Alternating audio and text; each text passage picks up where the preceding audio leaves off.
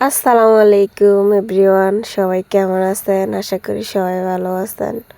আলহামদুলিল্লাহ, আপনাদের সবাই দোয়া এবং আমরা অনেক অনেক ভালো আছি। তো আজকে আপনাদের মাঝে একটা কেকের ভিডিও নিয়ে হাজির হয়ে গেলাম। আমি আপনাদের মরিয়ম আপু, বুঝছেন? তো আমার আজকে না, মানে আরও এক সপ্তাহ আগে 2 পাউন্ডের একটা কেকের অর্ডার ছিল, একটা ভাইয়া অর্ডার করছে।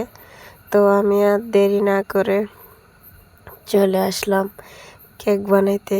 তো আমি চটকাটে দেখাইতেছি আমি কিভাবে কেক বানাই, কীরকম হয়েছে। তো অবশ্যই জানাবেন, দেখতে থাকেন পুরো ভিডিওটার সাথে। তো তাহলে বুঝতে পারবেন আমি কিভাবে কেক বানাইছি, কিভাবে ডেকোরেশন করছি। তো প্রথমে আমি 2 পাউন্ডের জন্য 3টা ডিম দিয়ে আজকে 2 পাউন্ডের কেক বানাই ফেলছি। তো 3টা ডিম দিয়ে একটু আর পরিমাণ মতো চিনি দিয়ে ব্লেন্ডার করতেছি।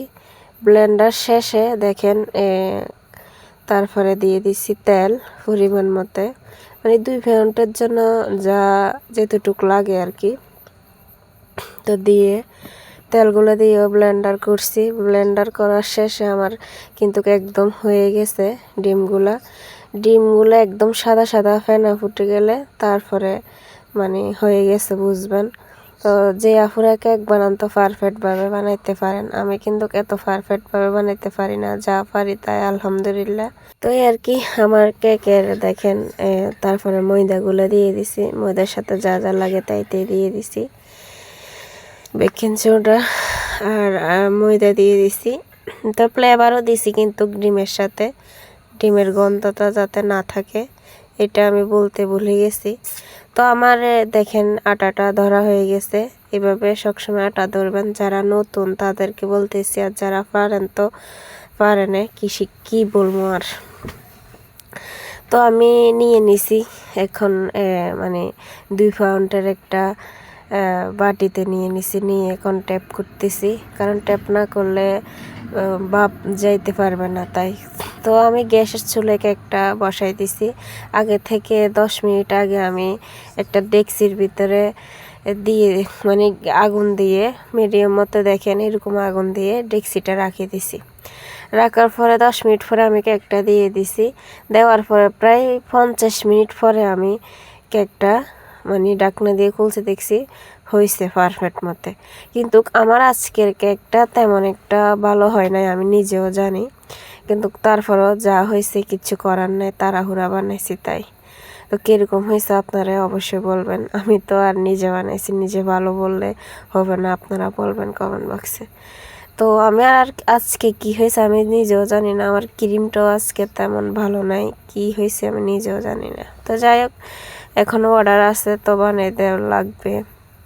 তো ক্রিমটাও আমি ডিপ ফ্রিজ থেকে নামাই রাখি, ব্লেন্ডার করে নিয়ে ক্রিমটা পারফেক্ট মতে বানাই। তারপরে দেখেন ডেকোরেশন করতে বসে গেছি।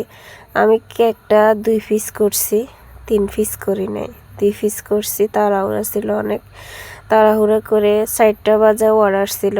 তো আমি 3টার দিকে বসছি ডেকোরেশন করতে, তাই একটু দেরি হয়েছে, তাড়াহুড়া করতে বাধ্য হয়েছি।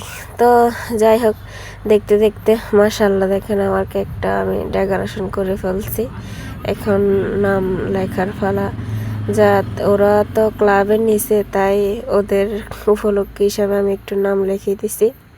তো আমার কেকটা কেমন হয়েছে অবশ্যই কমেন্ট বক্সে জানাতে ভুলবেন না, আর আমার পেজটা ফলো দিয়ে আমার পাশে থাকবেন। ইনশাল্লাহ আপনাদের পাশে আমি আছি, কারণ আমাদের পাশে যদি আমরা একজনের পাশে একজন না থাকলে কখনো আমরা সফলতা হইতে পারবো না। কারণ আমি আপনাকে সাপোর্ট না করলে আমাকে কখনো আপনারা সাপোর্ট করবেন না, এটাই স্বাভাবিক। তো যাই হোক, কথা বলতে বলতে দেখেন আমার কেকটা ফাইনালি আমি বক্সে ভরে দিতেছি তাড়াতাড়ি, মানে অনেক লেট হয়ে গেছে তাই।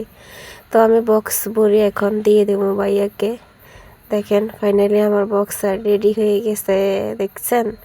তো এখন নিয়ে দিব। তো কেমন হয়েছে অবশ্যই জানাবেন। আজকে এই পর্যন্ত, সবাই ভালো থাকবেন।